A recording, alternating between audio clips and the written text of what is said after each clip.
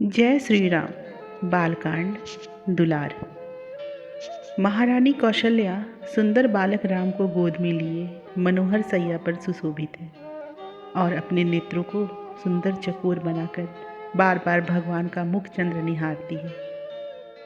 कभी सैया पर लेट दुग्धपान कराती है, कभी उन्हें हृदय से लगा लेती है और कभी भगवान की बाल लीला गाती हुई उन्हें हिलाने डुलाने लगती है और प्रेमामृत पान कर पुलकित होती हैं। ब्रह्मा, महादेव, ऋषि और देवता ये सभी बालक को ओट से छिपे छिपे प्रसन्न होकर देख रहे हैं। किंतु तुलसीदास जी कहते हैं कि रघुनाथ जी का ऐसा सुख तो और किसी को नहीं मिला। हे लाल, मैया बली जाती है, तुम कब बड़े होगे?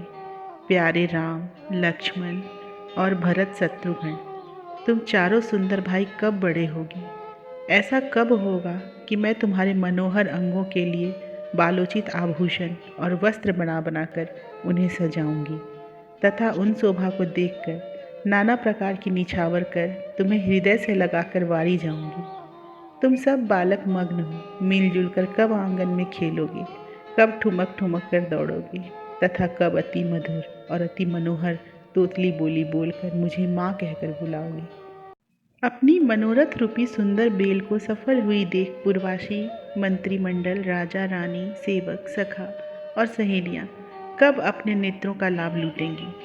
तुलसीदास जी कहते हैं, जिस सुख की लालसा में शिव, सुखदेव, सनकादि विरक्त जन भी लट्टू हुए रहते हैं, उसी सुख समुद्र में कौशल्या भी मग्न है, तो भी उन्हें प्रेम की प्यास लगी हुई है। सुमित्रा मैया सब बालकों को प्रेम पुलकित हो हृदय से लगाकर कहती हैं, तुम चारों भैया कब पैरों चलोगे? तुम्हारे सुंदर शरीरों पर बालोचित वस्त्राभूषण तथा नख सीखी सुंदरता देख माताएं नजर न लग जाए, इसीलिए तिनका तोड़ेंगी और प्राण निछावर कर बलैया लेंगी। तुम्हारे निकलने, नाचने, चलने, देखने और दौड़कर मिलने की मनोहरता से तथा मणिमय खंभों में तुम्हारा प्रतिबिंब पड़ने से आंगन में छवि छलकने लगेगी। तुम्हारे बाल विनोद के आनंद रूप मनोहर चंद्र की ललित लीला रूप चंद्रका से महाराज दशरथ का पुण्य रूप समुद्र उमड़ेगा और घर घर में आनंद बधाई होने लगेगी।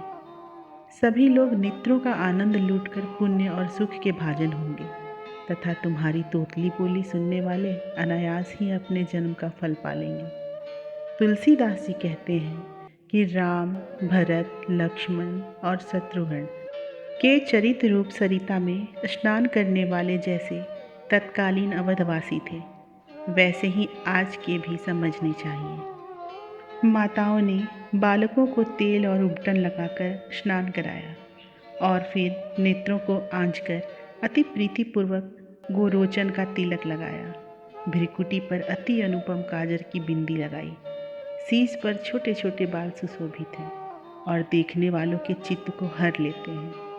सुमित्रा को अति आनंद पूर्वक बालकों को गोद में लेकर दुलार करते देख देवगण कहते हैं, इस समय सभी का पुण्य प्रकट हुआ है।